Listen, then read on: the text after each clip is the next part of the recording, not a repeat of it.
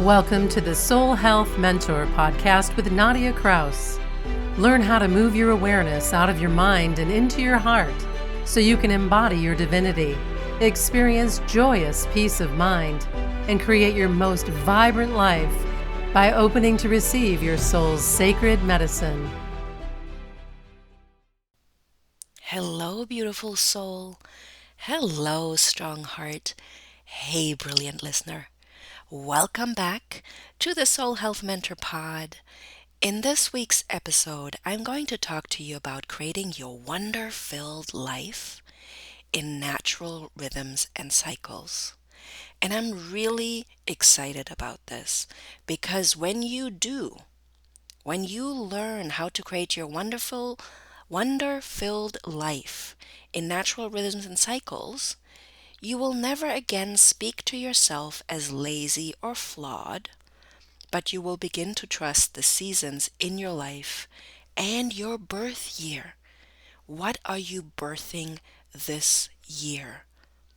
What are you looking to grow? It's time to start thinking about what you want to grow this year, 2023. And we are still in the season of winter. So right there, we're going to start. It is not a flaw to not feel energized right now because we're still in winter. The modern life cycle isn't natural. It depletes us because we have forgotten how to live in natural rhythms and cycles in harmony with the earth, in harmony with nature. So lovely, it's time to glow your light by restoring your natural rhythms and cycles in body, mind, heart, and spirit. Are you ready? Let's do it. I will give you an easy to understand overview and talk about the natural rhythms and cycles to be found in 4 different areas. And it might sound like a lot right now if you've not heard of this before. You might have heard of it before, so it might not be news to you. Just bear with me, all right? It will be easy to understand. And before we begin, I invite you to stop, slow down,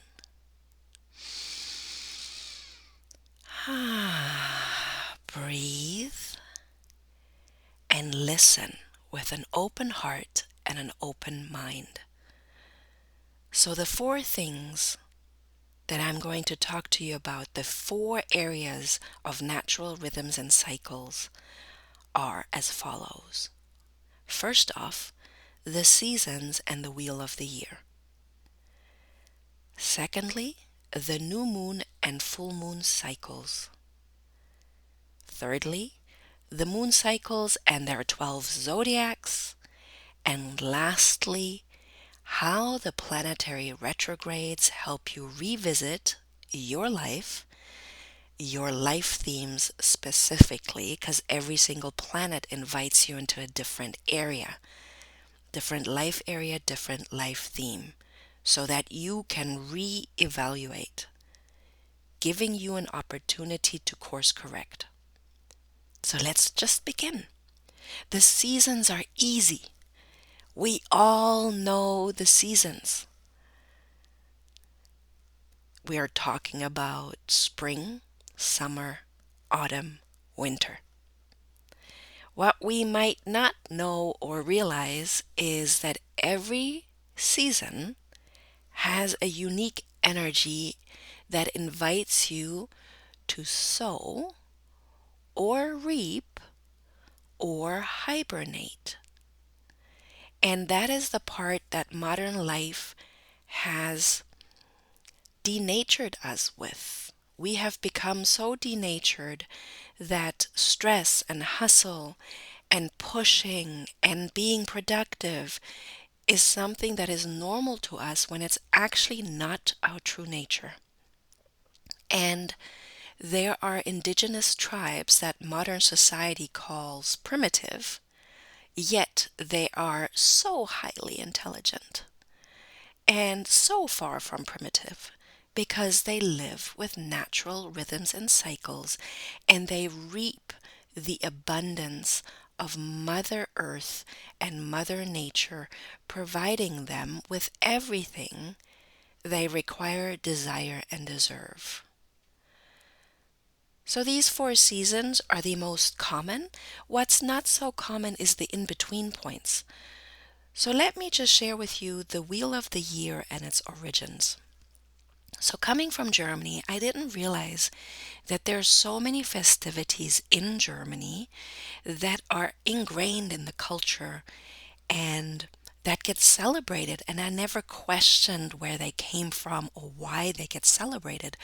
Such festivities, for instance, are the dance into May. That's what they call it in Germany. Tanz in den Mai. Dance into May. 1st of May. But that's actually Beltane. And Easter is now connected to Christianity, but it's not where and how it originated. Ostara was a pagan tradition way before Christianity even existed. The same with Yule and Yuletide. That was a pagan tradition long before Christianity hijacked that tradition. Decorating the Christmas tree is actually a pagan tradition. It has had nothing to do with Christianity. So it's really, really important to go back to the roots and see where and how something originated before it was hijacked. And this is not a judgment. This is just a very keen look and real look at history.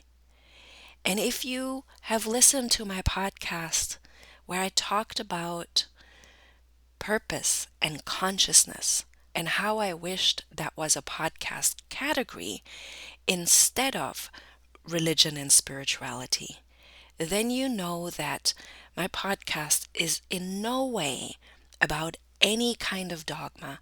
It is about out of your mind and into your heart wisdom, so you can manifest the dream your soul has for you. And the dream your soul has for you is to embody your divine potential and your spiritual gifts to win big and do good. That's it. So the seasons and the wheel of the year in the pagan tradition, in Germanic culture, in Celtic culture, I'm going to just give you the official names. And let's just start with Imbolc, because we've got Imbolc coming up the 1st of February. And I'll be honest with you, that's when my body feels that winter is over. And we're still in winter, but we're moving towards spring. So I couldn't say winter is over. We're in midwinter on 1st of February, but we're moving into spring.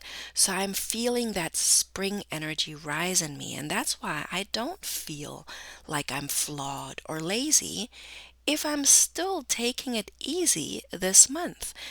I am pausing to play, to receive deeply nourishing flow. That's what's happening for me all of January. So Imbolc is the very first festivity on the wheel of the year. Then we have Ostara, Beltane, Litha, Lunasa on 1st of August, Mabon, which is the 21st of September, which is the autumn equinox.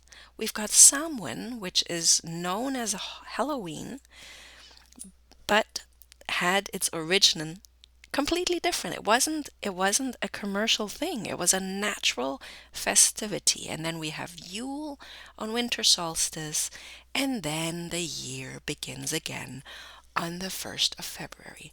So I started adjusting to these seasons and the wheel of the year because it just feels more natural.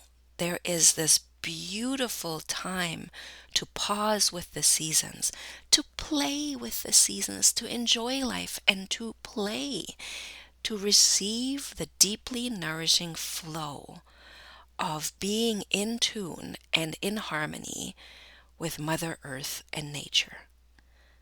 So these natural rhythms and cycles of the wheel of the year invite you into different transformational processes throughout the year. Midwinter, preparing for spring, we're sowing seeds. Spring, we feel that energized, life force energy, and that's often when spring cleaning happens. Summertime, we celebrate. We barbecue, we swim, we go on vacation, we enjoy the sweetest fruit of life. And with 1st of August, Lunasa, we begin preparing for the harvest. We are reaping what we have sowed. And fall is also an invitation to let go. The leaves show us every year how easy letting go can be. And the leaves turn into compost, into nourishment for new seeds when the time comes. Winter is actually about retreating, about hibernating, about dreaming new dreams so that in the internal world, there's a lot of shadow healing that can happen during this time as well, so that you're ready for new seeds in the new year. So you're starting to get a sense how wonder-filled these natural rhythms and cycles are. The new moon and the full moon cycles are invitations. Every new moon is an invitation to set an intention, to begin anew. Every month. I also talked about New Year's resolutions recently and how when there's not an emotional charge around it, you actually have resolutions all throughout your year. It's not just on New Year's. And when you start setting intentions regularly on the new moon or these 8 festivities of the wheel of the year, when you practice this on a regular basis and every full moon you check up on your progress, then it becomes a natural way of life.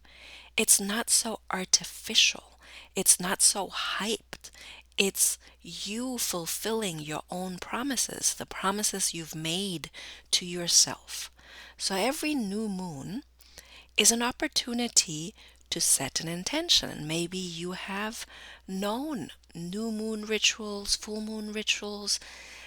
The natural rhythms and cycles of the new and full moon and all moon cycles, actually there's more to the moon than that, is actually a beautiful mirror to your own inner moon.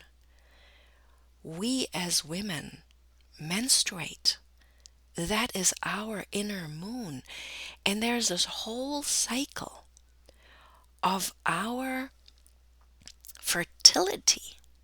It is going through this whole cycle.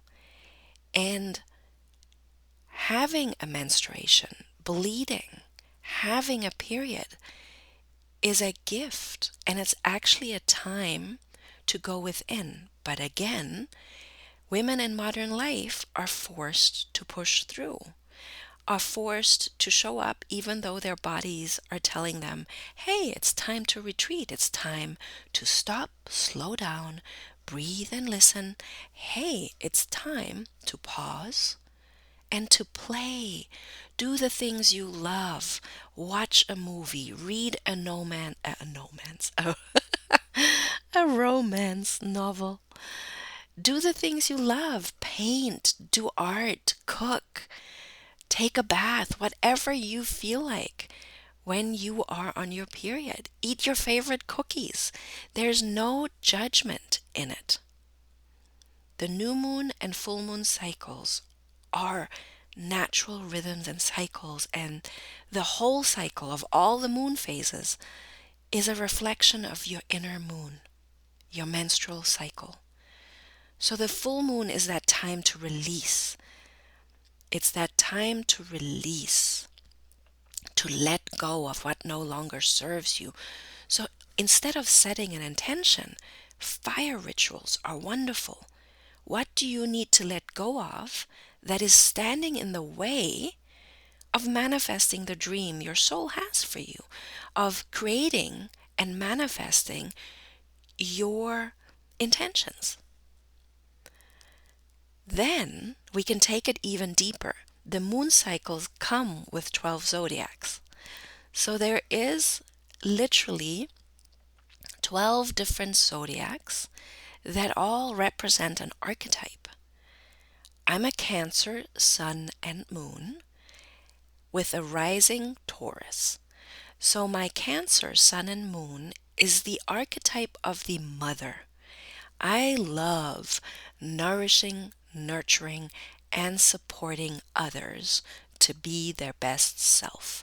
I love mothering gifts, my own gifts and the gifts of others. I love nourishing dreams, my own gifts and those of others. I love supporting my own goals as well as those of others. And you noticed I kept saying myself and others. That is my sun and moon, because your sun sign is your identity. It's how the world sees you. And your moon sign is what you emotionally and physically need to give yourself. So I needed to learn that I needed to mother myself as much as I naturally mother others. I don't think about it. It's just my nature. It's just something I do. And my Taurus is the archetype of the good life. All the pleasures and luxuries of earthly life. So pampering myself, taking myself on self-love dates, buying a luxurious experience or a luxurious outfit. It doesn't even matter what the price tag is. It just is how it makes me feel what matters. So that's an example to those two zodiac signs and archetypes.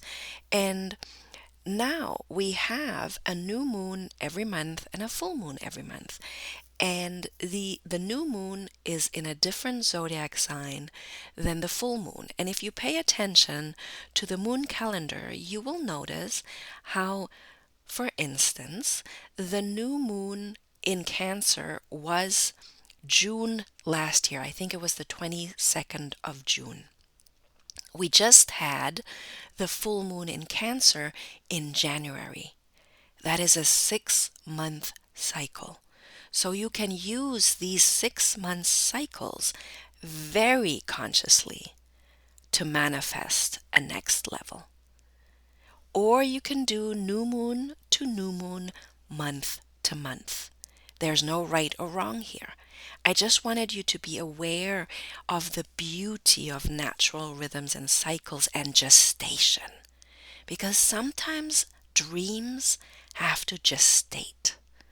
And you can have many different creative projects on your table and also know that now it's time to put that project on the shelf because I've come to the end of the road right now, so I'm just going to put my attention elsewhere.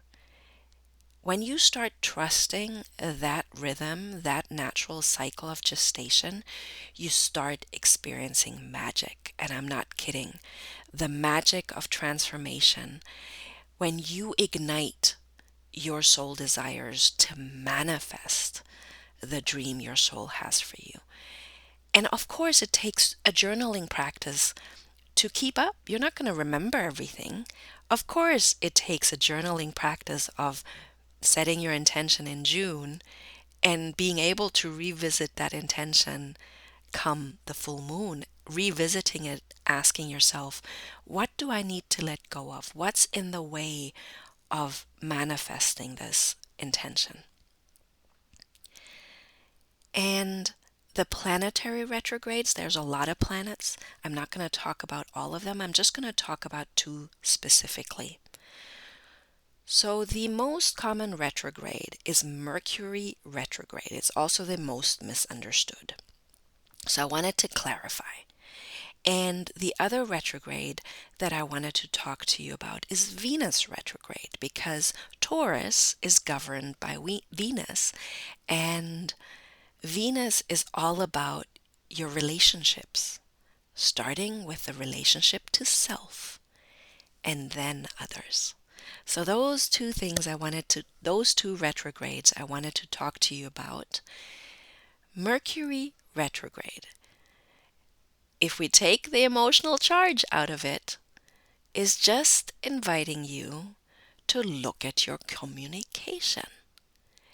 Is it effective? And since communication always starts with yourself, let's just begin by asking 3 questions. How do you feel right now? What do you need right now? And do you need support? That is a communication tool with yourself. That is actually a nurturing tool, a nourishment tool, a supportive tool. That is self-care, knowing your needs, knowing what you require, desire, and deserve. And feeling deserving of your needs will have you communicate your needs, will have you communicate healthy boundaries, will have you meet your intentions and goals with follow through. So Mercury, every 3 months, invites you to revisit your communication and start with yourself with the simple 3 questions of the nurturing tool. How do I feel? What do I need? Do I need support? And then communicate your needs to others. Nobody can read your mind. Nobody can do that. Not your loved ones, not your significant other, not your twin sister. Nobody. It is your job to communicate what you require, desire, and deserve. And this whole, I don't know if I should call it stigma. I'm not sure if it's the right word. But I'll just call it hype. This whole hype about Mercury retrogrades being bad and computers breaking down and communication breaking down, that is a worst case scenario. If you're not listening to yourself, then you're not hearing the pebble your soul and your heart are throwing at your window. Then you might need a brick, unfortunately, because you didn't listen to the pebble, you didn't listen to the stone, even though the window broke. And now there's a huge brick. And you can actually avoid confrontations like that just by tuning into natural rhythms and cycles and what they are here to teach you. Let's talk about Venus retrograde. So Mercury retrograde Mercury retrograde happens every 3 months. And that's 4 times a year. Venus retrograde only happens every 18 months. So it's a longer time, and there's other planets that have really, really long cycles. But I just want to take a moment to talk about Venus retrograde because it invites you to revisit your relationships. And of course, you don't have to wait until a Venus retrograde. Please don't. You can revisit your relationships right now, and that would actually be prevention. Revisiting your relationships on a regular basis, the relationship you have with yourself and then others. is a prevention tool. How do you feel? What do you need? Do I need support? Is not just a communication tool with yourself, but it's also you nourishing, nurturing, and supporting the relationship with self in self love leadership. Self love leadership. Let's activate that together in 2023. In my last podcast, I already mentioned that I've created this activation page for you where I invite you to activate your self love leadership with me and Soul Health Mentor all throughout 2023. Every month, I've given it a theme according to the seasons and the wheel of the year and the topics I love talking about. So, in January, it's all about pausing to play to receive deeply nourishing flow as we are preparing for spring to arrive. We're still enjoying winter. We're going to welcome midwinter soon and we're going to feel that energy move. But right now, it's okay to pause and play and receive deeply nourishing flow. And if you visit the page, I'm sharing it on the Soul Health Mentor podcast, show notes blog, which you can find under soulhealthmentor.com. I'm sharing all the resources. I'm sharing the latest podcast episode. I'm sharing a PDF where you get to reflect, because a reflection tool is another empowerment and healing tool that will activate your self-love leadership. And there'll be invitations to work with me. You can work with me one-on-one for very bespoke and custom-made, deeply nourishing, supportive, and nurturing experiences.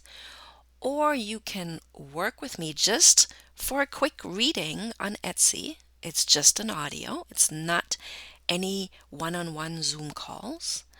You can also work with me in my membership program, which is being reactivated in February.